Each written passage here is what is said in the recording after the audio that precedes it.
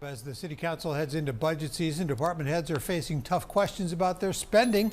The police department has been asked to come up with $92 million in cuts, something the superintendent says would have an impact.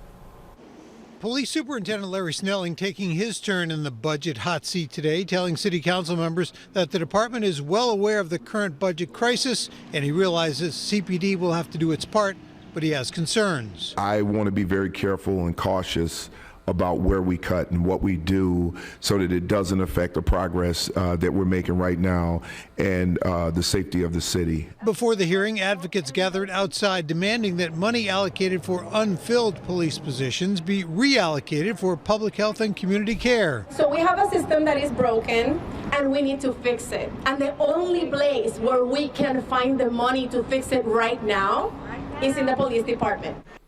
That's crazy. You saw that sign there? I read something about Trump's cuts or Trump's whatever. These people are saying they have a problem. They have a broken system and they need to fix it.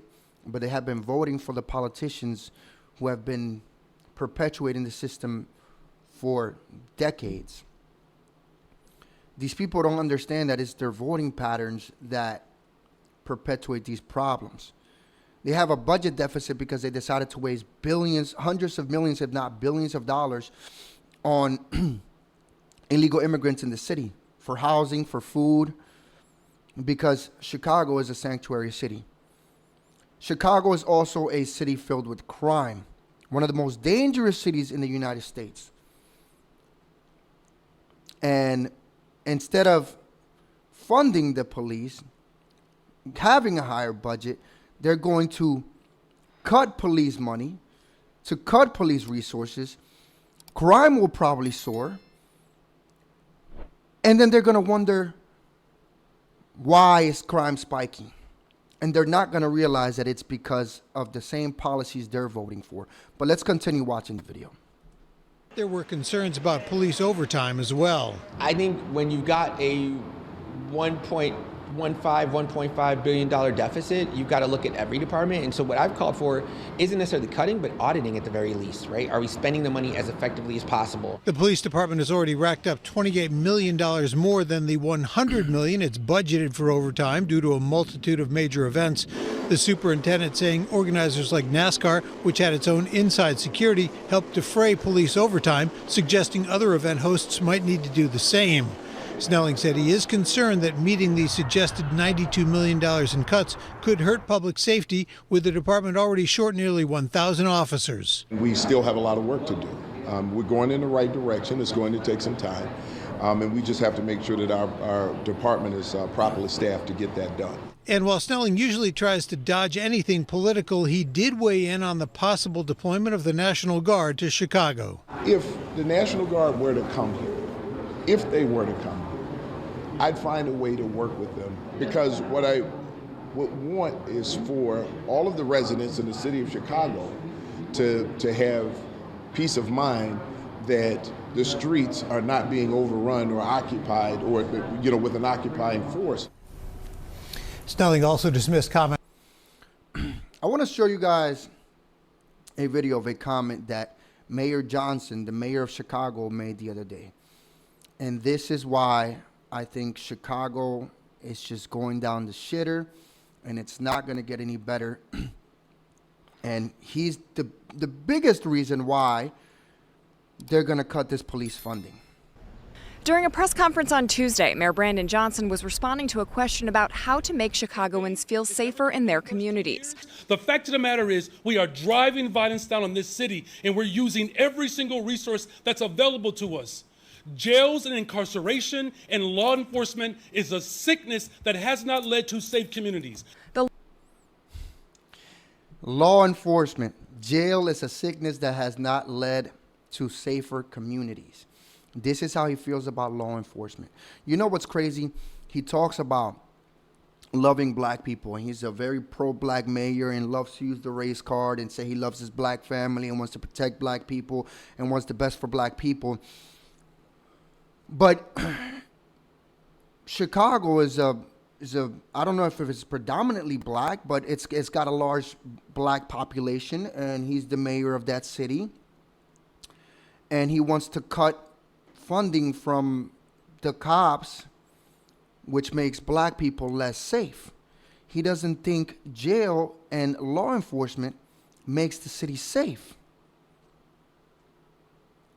The same pro-black people, they tell you they're so pro-black, they love the black communities, all this shit, actively promote ideas that hurt the same black communities that these people claim that they love. When you talk to black people who live in these cities, who lives in these parts of towns, they tell you all the time, like 80%, there's been studies done on this. They'll say overwhelmingly that they need more police and they need more policing.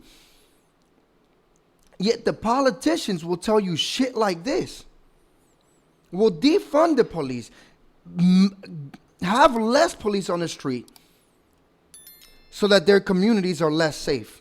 And there's more crime. And those same black people, these fucking politicians claim to love because they're super pro-black, just end up getting hurt.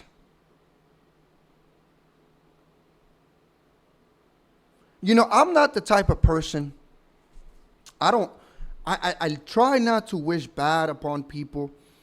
You know, especially when it comes to this, I don't wish, you know, no harm, no ill will towards, you know, the Chicago community and people at large, you know, broadly.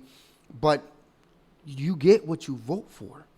Lori Lightfoot was already a bad politician. She was terrible for Chicago. And instead of people from Chicago voting in somebody more reasonable, more pro-cop, more moderate, they doubled down and voted somebody even worse, who instead of helping Chicagoans, the homeless Chicagoans, the people in Chicago who were suffering, was funding the lifestyle of illegal immigrants, putting them in hotels, giving them shelter, giving them money, giving them food, instead of trying to take care of Americans first. And now that they've got this budget deficit, they're going to defund the police, making the streets of Chicago less safe. You get what you vote for. I don't know if you'll last. I don't know what his poll ratings are in Chicago. I don't know if Mayor Johnson will make it past his first term. But I just hope that the people in Chicago don't vote somebody even more radical. This shit isn't working. This defund the police shit, this you know, woke DA shit, letting people out of jail time and time and time again isn't working. It's been proven not to work. Yet these people keep pushing for the same shit at the detriment of their communities that they supposedly love and care so much about. You know why? Because they have luxury beliefs, because they don't live in the same neighborhoods with the same people that have to go through this every day. They have to face the crime. They live in gated communities, in $1 million homes, away from the crime. And so, yeah, defund the police all you want. They've got private security. They can afford it, or it's paid for by the government. It's absolutely sick. But that's all I got for this video, guys. I want to know what you guys think in the comment section down below. Be sure to like, subscribe, hit that bell notification, and share this video with your friends. And if you have anything you want me to react to, my email's in the description box below. And I will see you guys in the next video. Peace.